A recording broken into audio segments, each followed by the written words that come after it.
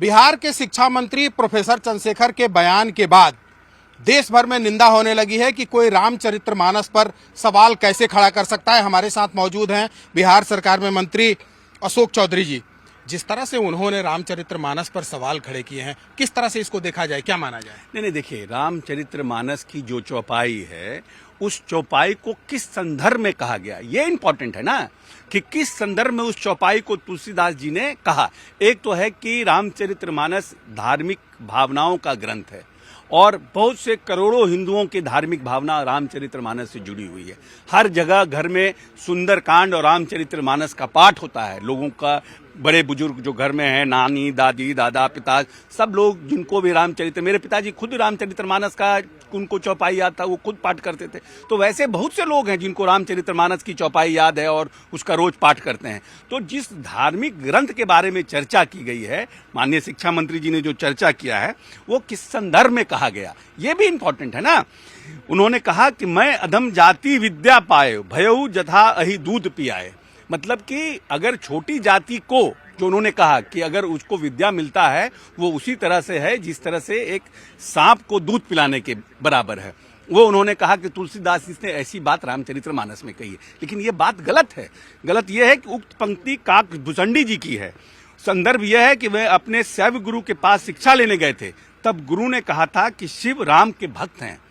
यह सुनकर उस शिव भक्त को बहुत गुस्सा आया और तब उन्होंने ये प्रसंग कहा कि अपने क्रोध का कारण बताते हुए कहा कि मैं अधम जाति का होने के कारण विद्या पाकर उसी तरह हो गया जिस तरह सांप दूध पीने के बाद हो जाता है। तो you have to explain that people that in which pretext that chaupai has written in that Ramcharitmanas. Valmiki ji ने जब रामचरितमानस लिखा था तो बहुत पॉपुलर नहीं हो पाया था, क्योंकि वो बड़ा कलिश था। उसके बाद तुलसीदास जी ने उनको सिंप्लीफाई किया और घर घर में रामचरितमानस उसके बाद पॉपुलर हुआ। रामचरितमानस में एक और बात लिखी हुई है, उस बात की चर्चा उन्होंने नहीं की। जाति पाति धनु धर्म बढ़ाई, प्रिय परिवार सदन सुखदाई, सब ताजी तुम्हारी रह लाई, तेही के हृदय रहु रघुराई। मतलब गोस्वामी जी महर्षि वाल्मीकि के माध्यम से कहते हैं कि प्रभु श्री राम जात पात, धन, धर्म, बड़प्पन, जिसने सब छोड़ दिया है, उसके हृदय में निवास करते हैं। तो आप एक चौपाई को लेकर के चर्चा कर रहे हैं, लेकिन उसमें और किस प्रिटेक्स्ट में वो चौपाई कही गई, उसकी आपने चर्चा नहीं की। आपने सिर्फ चौपाई उठाया और आपने कह दिया। लेकिन बहुत सी चौपाई ऐसी है जिसमें भगवान राम ने जाति धर्म से ऊपर उठ करके काम करने को कहा है। सबरी कौन था? सबरी कौन था?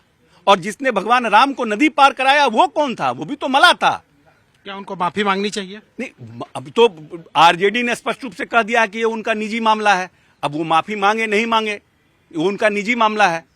उनको लगता है कि हाँ ये उचित है तो उनको बयान वापस लेना चाहिए, और अगर उनको लगता है कि नहीं हम स्टैंड लेते हैं, हमने जो कहा है वो बयान पर हम अडिग हैं, तो वो अडिग रहे हैं। बाकी जो लोग जिनका स्टैंड है वो अपनी स्टैंड को कहेंगे। जेडीयू यह मानती है कि उन्होंने ये गलत बयान दिया है? नहीं, हम ये कहते हैं कि किसी भी धार्मिक ग्रंथों के ऊपर किसी को बोलने का अधिकार नहीं है, और बोलने से पहले पूरी तरह से सोच समझ के पढ़ लिख कर बोलना चाहिए। देश भर में ये हो रहा है कि उनके खिलाफ कार्रवाई होनी चाहिए, राज्य सरकार उनको मंत्रिमंडल से हटाए, उनको इस्तीफा देना चाहिए। वो तो एक पॉलिटिकल बात है ना, वो तो एक पॉलिटिकल बात है जो लोग कह रहे हैं।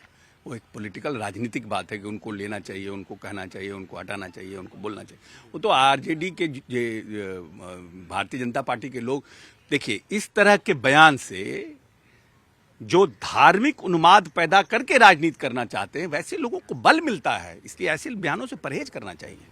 तो ये थे बिहार सरकार में मंत्री जो साफ तौर पर यह कह रहे हैं कि जो उन्होंने बयान दिया है, ऐसे विरोधियों को बल मिलता है, ऐसे में उनको ऐसे बयान से परहेज करना चाहिए। कैमरामैन असोनी के साथ चंद्रमोहन कुमार, पटना, न्यूज़ 18 इंडिया।